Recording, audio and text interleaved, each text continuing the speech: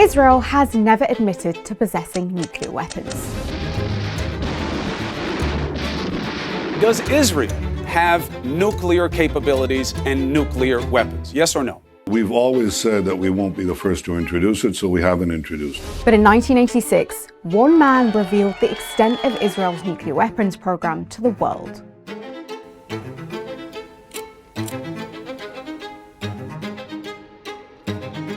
Mordechai Vanunu, a former nuclear technician, gave the Sunday Times details of his 8 years working at a top-secret Israeli nuclear plant in the Negev desert, known as Dimona.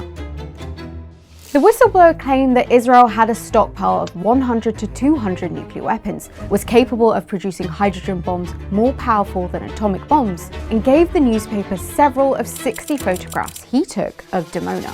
He said that during the US visits in the 1960s, American officials had been tricked by false walls, concealed elevators, and that they were unaware of a further 6 floors hidden underground. Vanunu had grown disillusioned with Israel's military actions, particularly the 1982 invasion of Lebanon and Israel's treatment of Palestinians. But before the story was published, Vanunu vanished. Turns out, he'd been lured from London to Rome by a female Mossad agent. He was drugged, kidnapped, and thrown onto a ship to Israel. Now, when the Sunday Times expose finally ran, Vanunu was found guilty of treason and espionage and served 18 years in prison, with 11.5 years in solitary confinement in a cell no more than 3 by 2 meters. 40 years later, Israel neither confirms nor denies possessing nuclear weapons. And it has never signed the 1968 Nuclear Non-Proliferation Treaty. That's a global agreement designed to prevent the spread of nuclear weapons.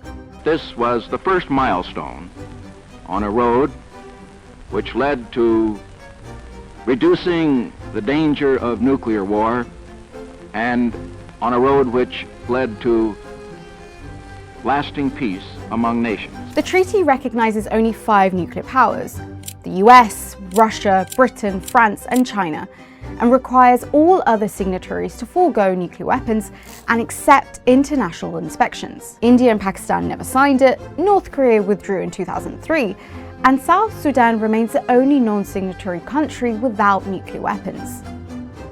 For more than 30 years, Prime Minister Benjamin Netanyahu has warned of an imminent threat from an Iranian nuclear weapon, infamously holding up a cartoon bomb during a UN General Assembly in 2012. Nothing could imperil our common future more than the arming of Iran with nuclear weapons. Iran is getting closer to that red line, and it's putting itself in a position to cross that line very quickly once it decides to do so.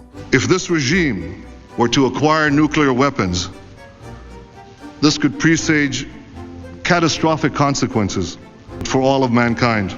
But unlike Israel, Iran has signed the NPT. So how did Israel build a nuclear program that remains undeclared and evades sanctions and monitoring from the United Nations nuclear watchdog? Let's go back to the 1950s. David Ben-Gurion, Israel's first prime minister, launched the nuclear project during the mid to late 1950s. Now, with secret assistance from France, then aligned with Israel against Egyptian President Gamal Abdel Nasser, construction began on a nuclear facility in the Negev desert, Dimona. Publicly, the site was described as a textile plant, an agricultural station, a metallurgical center, everything but what it actually was. In 1960, Ben-Gurion acknowledged its existence, but still insisted it was a nuclear research reactor built for peaceful purposes. The US was suspicious, and even as early as 1958, U-2 spy plane overflights had detected the scale of construction at Dimona. Washington pressed for inspections. And in 1968, the US finally learned the true purpose of Dimona after a CIA report established that Israel had been producing nuclear weapons. And so a secret agreement between US President Richard Nixon and Israeli Prime Minister Golda Meir was reached in 1969. Now, there's no official documentation of the deal, but according to declassified government information, as long as Israel did not test nuclear weapons or publicly declare its arsenal, the US would stop inspections and stop asking questions. In other words, keep it undeclared and therefore outside the formal NPT framework a don't ask, don't tell policy. By the mid-1970s, the State Department was refusing to tell Congress that Israel had the bomb, even though US intelligence assessments were convinced that it did. The policy that emerged became known as nuclear ambiguity, or deliberate opacity, and that understanding has shaped US-Israeli policy on nuclear weapons ever since, with every US president since then upholding it. Mr. President, do you know of any country in the Middle East that has nuclear weapons? With respect to nuclear weapons, I don't want to speculate. Last night, a CBS News investigation looked into persistent reports that mysterious flashes of light off the South African coast in late '79 actually may have been a nuclear test. On September 22, 1979, a US surveillance satellite known as Vela detected a distinctive double flash over the South Atlantic. The Vela satellites had been launched to monitor compliance with the 1963 Partial Test Ban Treaty, which banned nuclear tests in the atmosphere, underwater, and in outer space. The event became known as the Vela incident, and many analysts have long suspected that Israel, possibly in cooperation with apartheid-era South Africa, conducted a covert nuclear test near the Prince Edward Islands. But at the time, President Jimmy Carter's administration established a scientific panel known as the Arena Panel, which concluded in 1980 that the signal was probably not a nuclear explosion. There was no corroborative evidence that was very convincing that it was a nuclear explosion.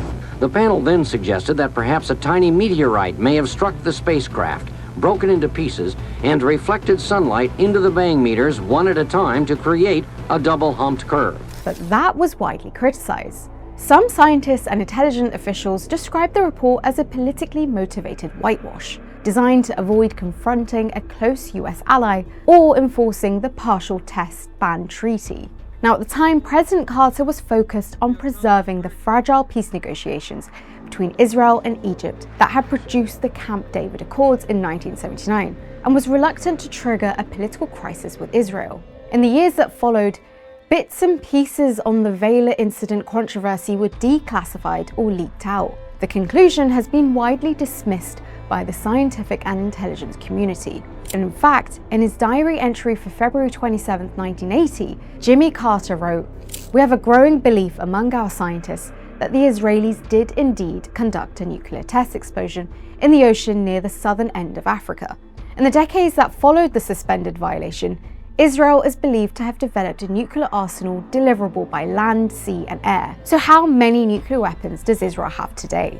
According to the Nuclear Threat Initiative, Israel is thought to possess around 90 nuclear warheads and enough plutonium to produce around 200 more. These weapons include ballistic missiles, fighter jets, and submarine launch cruise missiles from German-built Dolphin-class submarines. Nearly 40 years after Mordechai Vanunu revealed the secrets of Dimona, Israel's nuclear weapons program still officially does not exist. Today, Vanunu is in his 70s and remains in Israel, where he lives under severe restrictions imposed by Israeli authorities. He's prohibited from leaving the country and speaking to foreign journalists, and has faced multiple arrests for violating these restrictions over the years.